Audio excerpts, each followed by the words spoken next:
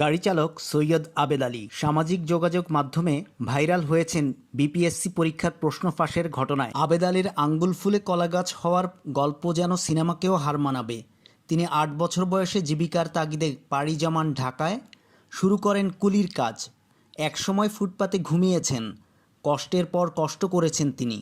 এরপর গাড়ি চালানো শিখে চাকরি নেন পিএসসিতে। তারপর জড়িয়ে পড়েন পিএসসির প্রশ্ন ফাঁস চক্রের সঙ্গে। আর ফিরে তাকাতে হয়নি। অর্জন করেন বিপুল সম্পদ, সঙ্গে ক্ষমতাও। চেয়েছিলেন ডাসার উপজেলা পরিষদ চেয়ারম্যান হতে। দীর্ঘদিন থেকে উপজেলা চেয়ারম্যান নির্বাচনের জন্য প্রচারণাও চালিয়েছেন তিনি। প্রশ্ন ফাঁসে যেই টাকা কামাইছি সব খরচ করছি আল্লাহর রাস্তায়। রোববার আলোচনায় আসা সরকারি কর্ম কমিশনের সাবেক চেয়ারম্যানের গাড়ি চালক সৈয়দ আবেদ আলী ও 2 পরিচালক সহ 17 জনকে গ্রেপ্তার করেছে পুলিশ অপরাধ তদন্ত বিভাগ সিআইডি। গত কুরবানির ঈদে দামি গাড়িতে চড়ে 100 জনের মধ্যে 1 কেজি করে মাংস বন্টন করেন।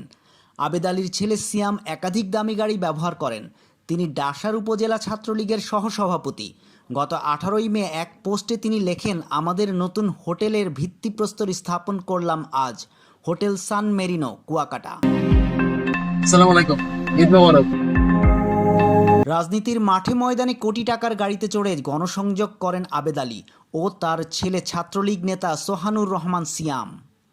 নিজ গ্রামে কোটি টাকা খরচ করে বিলাসবহুল বাড়ি নির্মাণ করেছেন। বাড়ির পাশে করেছেন মসজিদ। এছাড়াও সরকারি জায়গা দখল করে তার গরুর খামার ও মার্কেট নির্মাণাধীন রয়েছে। উপজেলার পান্তাপাড়া ও পূর্ব বোতলা গ্রামে কিনেছেন বিপুল সম্পদ। স্থানীয়রা জানান, ঢাকায়ও তার একাধিক বাড়ি রয়েছে।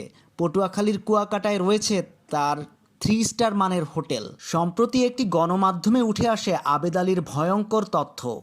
প্রায় 1 যুগ আগে থেকে পিএসসির প্রশ্ন ফাঁসের চক্রের সঙ্গে জড়িত এই আবেদ আলী। এলাকায় শিল্পপতি হিসেবে পরিচয় দিতেন সৈয়দ আবেদ আলী। আবেদ আলীর ছেলে সোহানুর রহমান সিয়ামও ব্যবহার করতেন দামি গাড়ি। আবেদ আলী নিজেও দামি গাড়িতে চড়তেন, অথচ এলাকার কেউ জানতেনই না তিনি গাড়ি চালক। তিনি ঢাকায় রিয়েল এস্টেটের ব্যবসা করতেন বলে এলাকায় প্রচার ছিল। কয়েক বছর ধরে এলাকায় ব্যাপক দান খয়রাতও করেন প্রশ্ন ফাঁস চক্রের এই হোতা।